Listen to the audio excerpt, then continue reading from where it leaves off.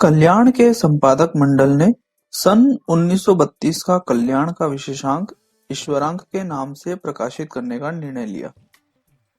इस विशेषांक के लिए देश के चुनिंदा संत समाज, साधु संन्यासियों व प्रबुद्ध जनों को 4 प्रश्न लिखकर भेजे गए और उनसे उत्तर की प्रार्थना की गई। यही निवेदन उस समय यरवदा जेल में बंद महात्मा गांधी जी को भी भेजा गया। सभी को जो 4 प्रश्न भेजे गए थे वो इस प्रकार थे। ईश्वर को क्यों मानना चाहिए? ईश्वर को न मानने में कौन कौन सी हानियां हैं? ईश्वर के होने में कौन कौन से प्रबल प्रमाण हैं?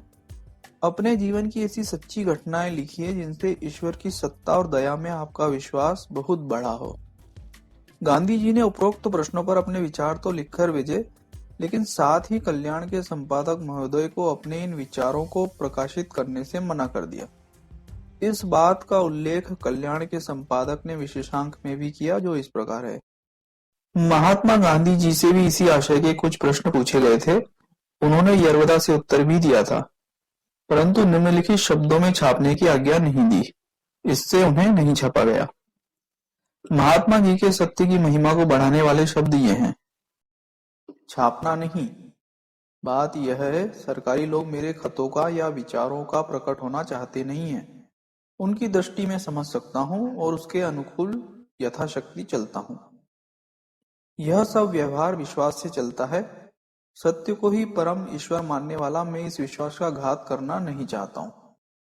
इससे यही समझ में आता है कि अंग्रेज सरकार उस समय गांधी जी के पत्रों आदि को सेंसर कर रही थी और गांधी जी नहीं चाहते थे कि उनके किसी कार्य से अंग्रेज सरकार नाराज हो जाए। शायद इसीलिए उन्होंने ईश्वर संबंधी अपने विचार तो लिखकर भेज दिए, लेकिन उन्हें प्रकाशित करने से कल्याण के संपादक महोदय को मना कर दिया।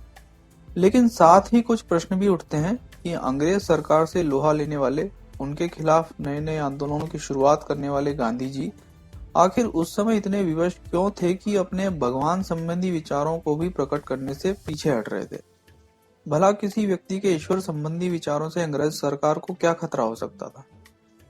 यहाँ पर उल्लेखनीय है कि इस प्रसंग से पहले ही गांधी जी अंग्रेज सरकार के खिलाफ सत्याग्रह आंदोलन की शुरुआत कर चुके थे और नवजीवन व यंग इंडिया आदि प्रकाशनों में नियमित रूप से अपने विचार लिखते आ रहे थे। सन 1932 के बाद ही उन्होंने हरिजन समाचार पत्र का भी प्रकाशन शुरू किया था। इसलिए कल्याण में अपने विचार प्रकट करने से मना करना समझ में नहीं आता। अगर गांधी जी के विचार प्रकाशित होते तो सभी के लिए बहुत ही उपयोगी होता, क्योंकि उस समय गांधी जी का जनमानस पर बहुत प्रभाव था। आपको क्या लगता है, गांधी जी ने ऐसा क्यों किया होगा? या किसी को इसके बारे में अधिक जानकारी हो तो कमेंट में लिखकर हमें जरूर बताएं।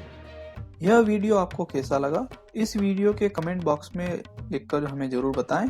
इस वीडियो से संबंधित पुस्तकों का विवरण व अन्य जानकारी के लिए कृपया वीडियो का डिस्क्रिप्शन देखें।